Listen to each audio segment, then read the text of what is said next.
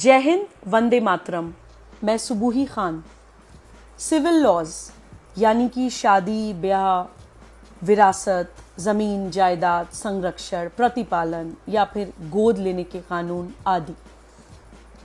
आजकल ये सवाल उठ रहा है कि हमारे देश में एक यूनिफॉर्म सिविल कोड होना चाहिए, यानी कि आप किसी भी पंथ, किसी भी मज़हब, किसी भी जाति के हों, एक समान सिविल कानून सबके ऊपर लागू होना चाहिए।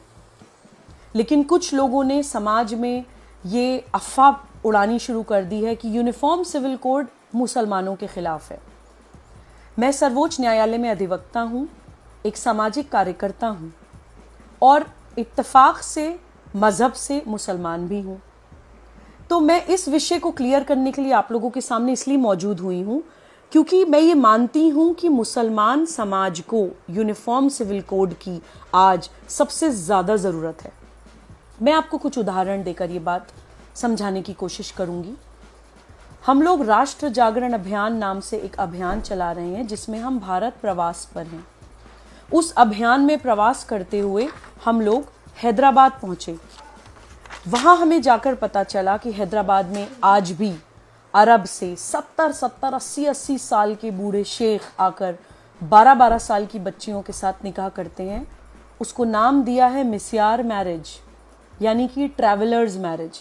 जब तक उनकी यात्रा चलती है तब तक वो निकाह चलता है। जब वो यात्रा ख़त्म हो जाती है तो निकाह की एक्सपायरी डेट आ जाती है। एक छोटी सी बच्ची का शारीरिक शोषण करके, दुष्कर्म करके ये शेख अपने देश चले जाते हैं और बोलते हैं कि इसकी इजाज़त उनको शरिया देता है। आज भी मुसलमान समाज में पुरुष बहुविवाह करते हैं। अपनी बीवी के होते हुए अपनी बीवी की मौजूदगी में दूसरी बीवी लाते हैं। आप सोचिए कि एक महिला का शारीरिक, मानसिक, मनोवैज्ञानिक, आर्थिक हर तरह का शोषण करके ये पुरुष बच के निकल जाते हैं शरिया लॉ की आड़ लेकर। छोटी छोटी बच्चियों के साथ, 12-12 साल की बच्चियों के साथ किसी भी उम्र का कोई व्यक्ति, जवान हो, बूढ़ा हो, निकाह कर सकता है, यह बोलकर कि शरिया में 12 साल की बच्चियों के साथ निकाह जायज़ है। जब कोई बच्ची प्यूबर्टी अटेन कर लेती है, उसको पीरियड्स शुरू हो जाते हैं, तो शरिया के मुताबिक उसके साथ निकाह किया जा सकता है। ऐसा इन लोगों का मानना है। एक होता है अडॉप्शन, यानी गोद लेने का कानून। मुसलमान समाज में गोद लेने का भी कोई अधिकार नहीं है।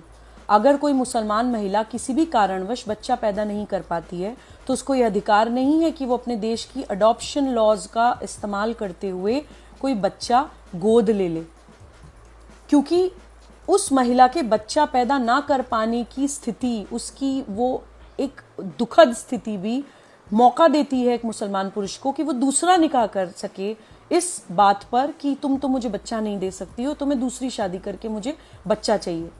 गोद लेने का भी अधिकार एक मुसलमान महिला के पास नहीं है।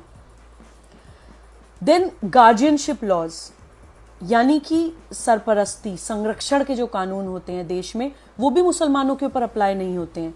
एक मेरे पास अभी कुछ दिन पहले केस आया, मैं आपको बताना चाहती हूँ कि एक महिला के पुरुष की हस्बैंड की डेथ हो गई। उसकी डेथ के बाद ससुराल वालों ने घर से निकाल दिया, उसको बच्चे नहीं दिए, ये कहकर कि शरिया के हिसाब से, मुस्लिम लॉ के हिसाब से माँ जो होती है वो नेचुरल गार्जियन नहीं होती है बच्चे की। अगर फादर की किसी कारणवश डेथ हो गई है तो उस बच्चे की गार्जियनशिप ससुराल वालों के पास जाएगी। तुम कौन, तुम तो कुछ हो ही नहीं, ऐसा बोलकर उस महिला को घर से निकाल दिया गया।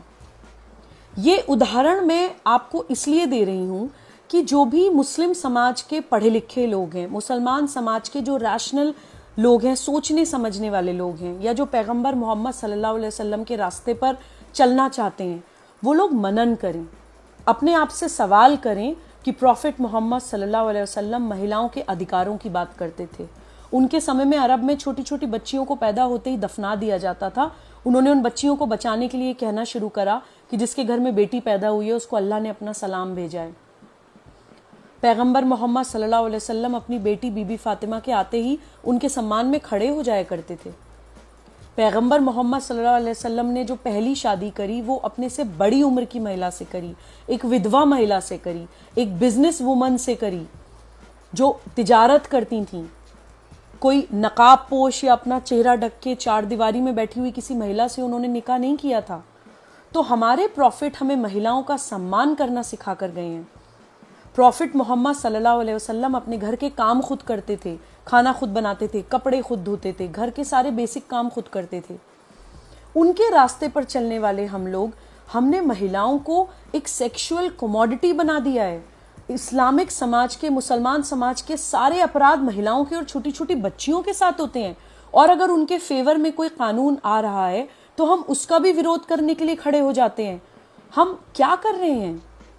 मैं अपील करना चाहती हूँ इस्लामिक समाज के जितने भी समझदार लोग हैं, ठीक है आपकी नाराजगी किसी व्यक्ति, किसी संगठन या किसी पार्टी से हो सकती है, लेकिन उन छोटी छोटी बच्चियों की तरफ देखिए जो अपनी सुरक्षा के लिए, अपने सम्मान के लिए, अपने भविष्य के लिए हमारी तरफ देख रही हैं। हम समझदार हैं, हम पढ़े लिखे हैं, हम उनको इस दलदल से निकाल सकते हैं। कृपया यूनिफॉर्म सिविल कोड का साथ दीजिए और इन बच्चियों का हाथ पकड़ के इनको इस गंदे दलदल से बाहर निकालने में सहयोग करिए। जय हिंद, वंदे मातरम।